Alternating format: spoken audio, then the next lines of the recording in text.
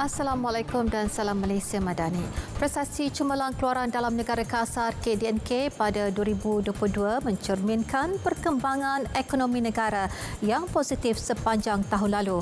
Penganalisis ekonomi Profesor Madya Dr. Ahmad Razwan Abdul Latif berpendapat ia juga bertanda bahawa ekonomi negara mampu berkembang pada kadar yang baik tahun ini di sebalik cabaran ekonomi global. Jelas beliau, jumlah pertumbuhan KDNK tahun lalu adalah yang tertinggi sejak tahun 2000 iaitu melebihi 1.5 trilion ringgit. Berikutan faktor luaran, prestasi ekonomi tahun ini mungkin lebih perlahan namun masih berupaya membawa kemakmuran dan kesejahteraan kepada negara dan rakyat.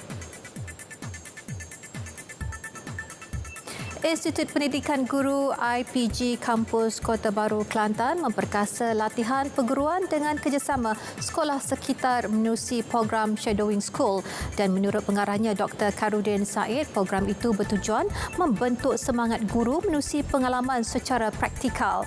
Dan jelas beliau, setakat ini program yang bermula sejak September tahun lalu itu membabitkan 2 buah sekolah berdekatan iaitu Sekolah Kebangsaan Datuk Hashim dan juga Sekolah Kebangsaan Pengkalan Cepat. Pihak sekolah berkenaan boleh memanggil pelajar IPG Kota Baru untuk bekerjasama menerusi aktiviti yang sesuai pada bila-bila masa. Beliau berkata demikian ketika ditemui pemberita di program Future Education Carnival 2023 di IPG Kampus Kota Baru Pengkalan Cepat. Carnival tersebut dianjurkan bagi memberi pendedahan dan maklumat asas kepada pelajar di sekolah menengah dan rendah mengenai peluang pendidikan di negara ini dengan sasaran lebih 10,000 peserta sepanjang 3 hari program berlangsung sejak semalam. Akses sama rata kepada kemudahan digital perlu diberi perhatian dalam Belanjawan 2023 yang bakal dibentangkan semula 24 Februari ini. Dan menurut pengarah negara Meta Malaysia Nicole Tan, aspek itu penting bagi meningkatkan kemahiran digital rakyat sekaligus menjayakan aspirasi negara sebagai peneraju serantau dalam bidang tersebut.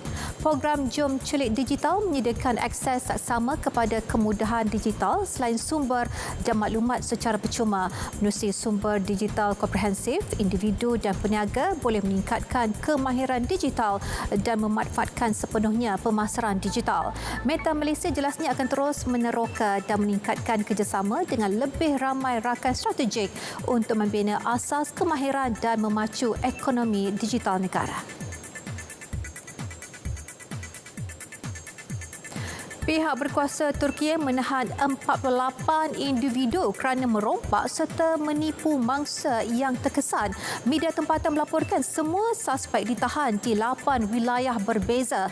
42 daripada suspek tersebut ditahan oleh polis kerana merompak di wilayah selatan Hatay, manakala 6 lagi ditangkap kerana menipu seorang mangsa di Gaziantep melalui telefon. Dan ketika ini pendakwa raya dibenarkan menahan individu yang merompak selama 7 hari.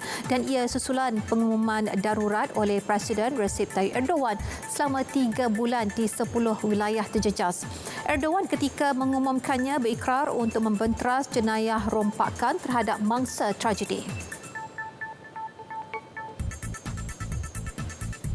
Dengan itu, sekian berita. Assalamualaikum dan salam hormat.